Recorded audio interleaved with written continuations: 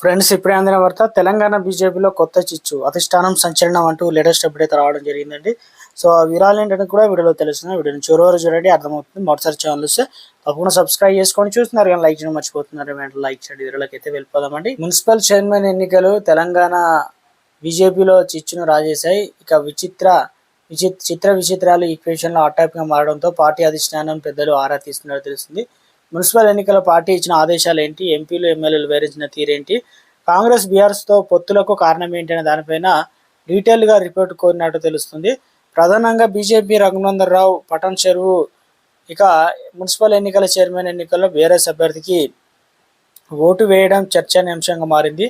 అయితే ఎంపీ ఎన్నికల్లో తన ప్రత్యర్థిగా నిలబడినటువంటి నీలం మధు సతీమణి మున్సిపల్ చైర్మన్ రేసుల్లో ఉండడంతో తాను బీఆర్ఎస్కు మద్దతు తెలిపానని రఘునందనరావు తర్వాత ప్రకటించారు. అయితే ఒక సిర్పూరు ఎమ్మెల్యే పాల్వ హరీష్ రావు బాబు కాంగ్రెస్కు పైగా మైనారిటీ క్యాండిడేట్లు ఓటు వేయకుండా కూడా హాట్ టాపిక్గా మారింది. అయితే తన రాజకీయ ప్రత్యర్థిని ఇక కోనప్ప వర్గానికి చైర్మన్ పీఠాన్ని దక్కదనే హస్తం పార్టీకి సపోర్ట్ చేశానని పాల్వ హరీష్ బాబు అయితే చెప్పుకొచ్చారు. వీరిద్దరిది సంగతి ఇలా ఉంటే కరీంనగర్ మేయర్ పీఠంపై బీజేపీ కైవసం చేసుకుంది. మెజారిటీ సీట్లు వచ్చినా మ్యాజిక్ ఫిగర్ రాకపోవడంతో ఇండిపెండెంట్లు మద్దతు తీసుకున్నారు.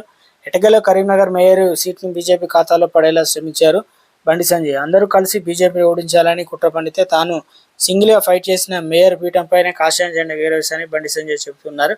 అయితే విపక్ష పార్టీలతో ములాఖాత్ అయి బండి సంజయ్ మేయర్ కుర్చీని సొంతం చేసుకున్నారని చెప్పేసి గుసగుసలు పెట్టుకుంటున్నారు కమల్నాథులు. మేయర్ ఎన్నికల్లో బీఆర్ఎస్ గైహాజరు వెనుక సంజయ్ ములాఖాత్ రాజకీయ అందరికీ అర్థమవుతుందని ఇంటర్నల్ డిస్కషన్లో మాట్లాడుకుంటున్నారట బీజేపీ లీడర్లు. ఇక చాలా చోట్ల బీజేపీ కౌన్సిలర్లు కాంగ్రెస్ బీఆర్ఎస్ మద్దతు తెలిపారు. అంతేకాదు చాలా చోట్ల బీజేపీ నేతలు ప్రత్యర్థి పార్టీలపై కలిసి వైస్ చైర్మన్ పదవులు దక్కించుకుంది.